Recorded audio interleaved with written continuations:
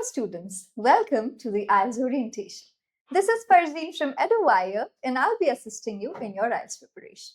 So today, we'll understand the concept of IELTS and all the things that are required to do in it, as well as the individuals who are required to take the steps, along with the test structure, the test format and everything which is required for shaping your academic future.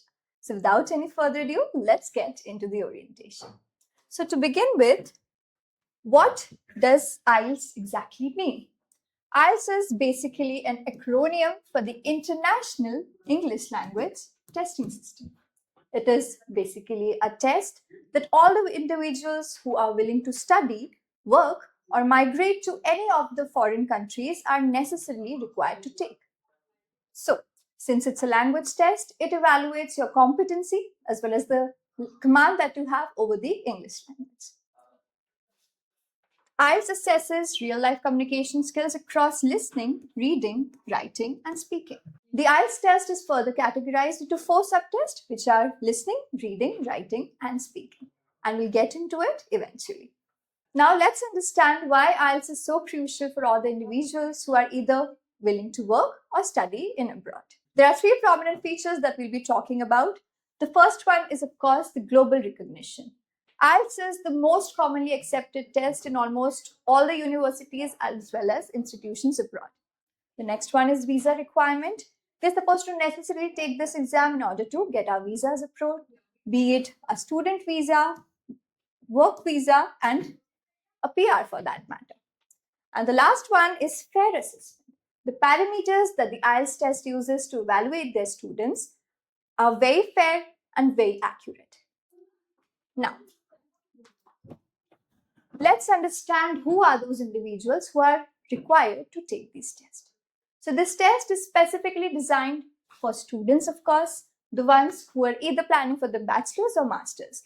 Then we have trainees, the individuals who are planning to enroll themselves in any of the certificate programs or any training programs.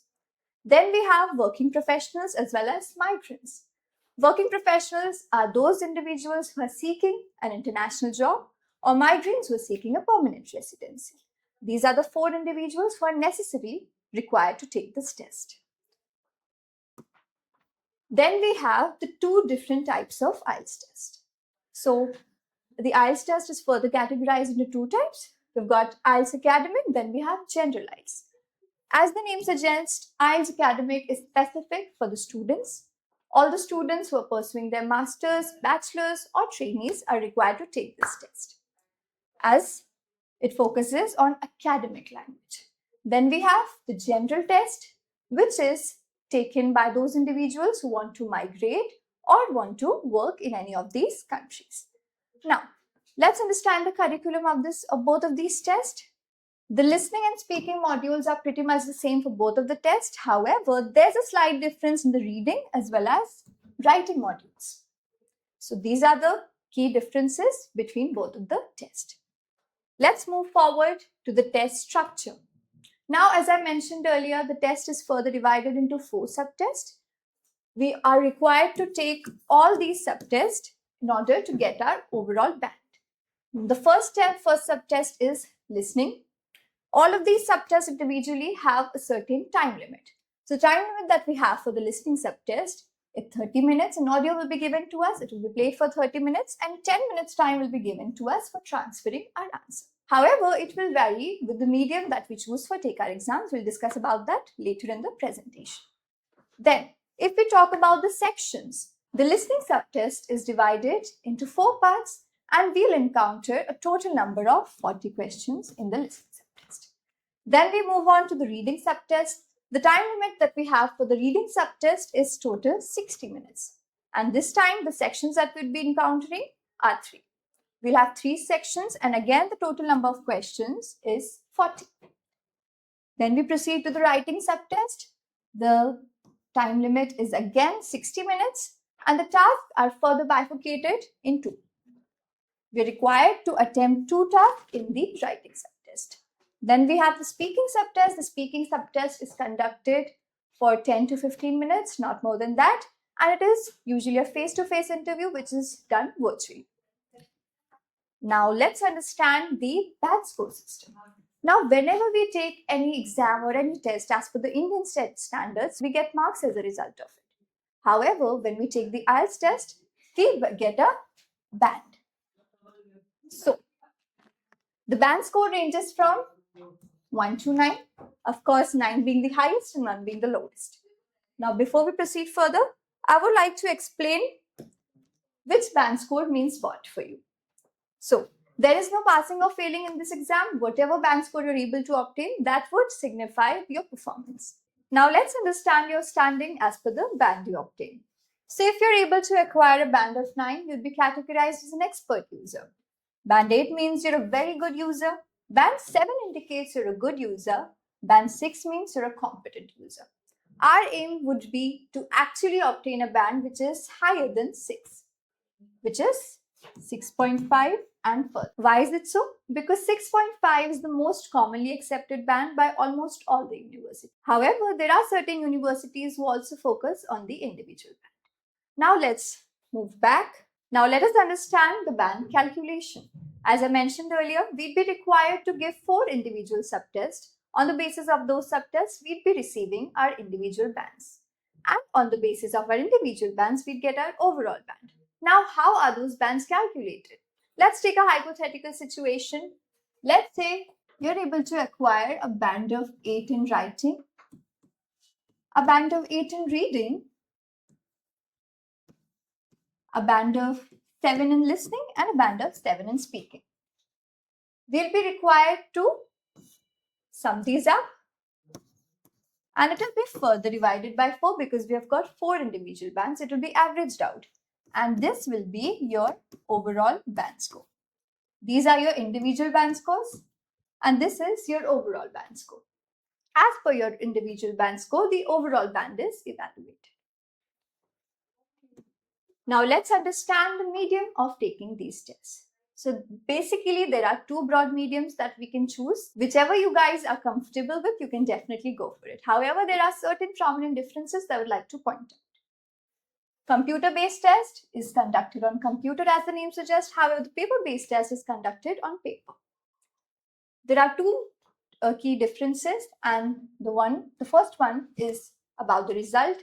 In the computer-based test, the results is usually out in 3 to 5 days. However, when we give our exam on a paper-based test, the results take longer, and it is usually out in 10 to 13 days. And there is also a difference in the way this test is conducted. In the CBT medium, the speaking test is done on the same day, usually a few hours before the other module. So the speaking test will be conducted differently. However, the other 3 subtests will be conducted differently. But for the computer-based test, all the 4 tests will be done on the same day itself. Whereas when we talk about the paper-based test, the speaking test is done on a completely different day. So these are the 2 differences that we require to know in order to make an informed decision. Now let's proceed to the next slide, which is the listening subtest. So, as I mentioned earlier, there are certain time limits for all the subtests individually. The time limit that we have for the listening subtest is 40 minutes. However, there's again a difference as per the mediums that we select. If we plan to go for PBT, 30 minutes will be given to us for listening to the audio and 10 minutes will be given to us for transferring our answers. However, in the CBT, for the 30 minutes, the audio will be played and an additional 2 minutes will be given to us to go through our answers. Then, let's understand the parts that the subtest is divided into further. So we've got 4 parts. In these 4 parts, we've got 2 categories, monologues and discussions. We would have come across 2 different types of monologues and 2 different types of discussions, which we would definitely discuss in the coming sessions. Then, since it's an international test, you won't be able to hear an Indian accent. The accents you should be familiar with are the Canadian accent, British accent, American accent, and even Australian accent. Some tips that I'd like to give you. The questions sometimes are a little ambiguous, a little confusing, so you're supposed to pay close attention to figure out your answers. So these are all the things that you're supposed to keep in mind for the listening subtest. Now let's move to the reading subtest. The time limit that we have for the reading subtest is 60 minutes, as I stated earlier. And the test structure is divided into 3 passages. Now students have this misconception: the passages get difficult with sequence. That is not true. However, there's a possibility that the passages get lengthier. So in order to keep up with the length, it is crucial to distribute our time in a very efficient manner. So time management here is crucial. Then, what are the skills that are tested in this subtest? Your paraphrasing skills, your comprehension ability, and your overall understanding of the test. See, the passages are not going to be direct. These are a little confusing. We're supposed to analyze them. We're supposed to implement certain strategies and tips to skim through those passages to get the right answer. Because it is not humanly possible for us to read word by word each and every passage in the given time frame. So there are strategies and tricks that we'll be discussing in the coming sessions to help you tackle the reading subtest. Now let's proceed to the writing subtest. The writing subtest is divided into 2 tasks, task 1 and task 2. The time limit that we have for it is again 60 minutes. In the task 1, we're supposed to do data analysis. There'll be certain diagrams given to us and we're supposed to draft out summaries. Whereas in task 2, we are required to frame essays. Now, as it's mentioned here, we can either get bar graphs, pie charts, line graphs, tables, and many more diagrams. And we're supposed to take 20 minutes to complete this portion. Then we move on to the task 2, which includes essay. There are several types of essays that we're required to do. In the coming session, we'll be discussing them thoroughly. However, the time limit that we're supposed to complete a writing task 2 is 40 minutes. So these are the things that you should keep in mind. This brings us to the last subtest, which is the speaking test. The speaking test is conducted in 3 major rounds. The first round is the introductory round, then comes the cue card round, and the last one is the discussion round. The time limit that is given to us for speaking is 11 to 15 minutes. It does not take any longer than that. Now let's understand the skills that are evaluated in the speaking session. So it basically assesses your ability to structure sentences. So make sure you make meaningful sentences, as well as how are you expressing your ideas and opinions clearly. That matters a lot, so please keep this in mind. Now let's understand the communication skills that are judged. So they judge your pronunciation, your fluency, and your confidence. So make sure that you're confident enough, you don't hesitate, and be natural in your speaking. Now, what is the last thing that is judged? Your ability to express, justify opinions, and to analyze, discuss, and speculate about issues.